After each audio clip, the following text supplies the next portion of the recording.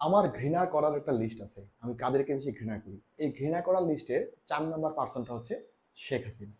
শেখ হাসিনাকে আমি মূলত ঘৃণা করি জুলাই বিপ্লবের সময় থেকে।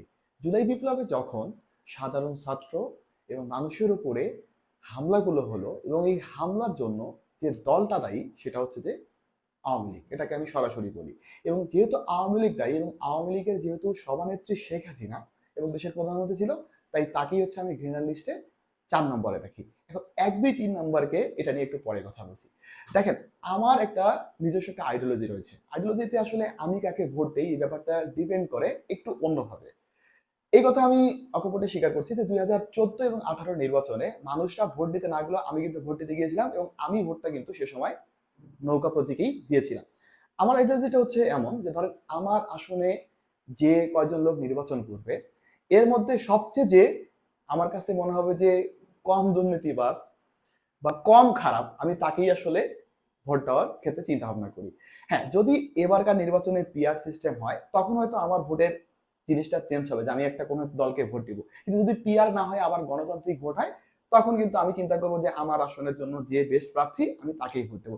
এক্ষেত্রে আমার আইডিওলজি হচ্ছে এমন যে একটা মানুষ হয়তো আমি আমার একটা ভোট না দেওয়ার কারণে হয়তো যে নির্বাচিত হবে সে হয়তো আমার ক্ষতিটা ১০ গুণ করবে আর আমার ভোট দেওয়ার কারণে যে নির্বাচনটা জিতবে সে হয়তো আমার ক্ষতিটা ৮ গুণ করবে। কারণ আমি বাংলাদেশের প্রেক্ষাপটে যত রাজনৈতিক দল এসেছে বা নির্বাচনে জয়ী হয়েছে কেউ আসলে ওই সুফি সাধক টাইপের হয়নি।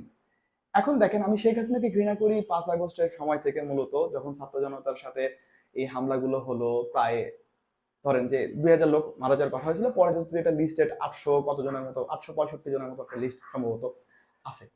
এখন তাহলে ১, ২, ৩ নাম্বার কে? ১, ২, ৩ নাম্বারের ক্ষেত্রে এখানে হচ্ছে যে প্রথমে আমি বলবো যে ৭১ এর যুদ্ধে যারা নিরীহ বাঙালিদের উপরে অত্যাচার করেছে, যারা নিরীহ বাঙালিকে হত্যা করেছে এবং হত্যাযজ্ঞে যারা সাহায্য করেছে, এটা কে হতে পারে? এটা আপনাদের উপরে আমি রেখে দিলাম।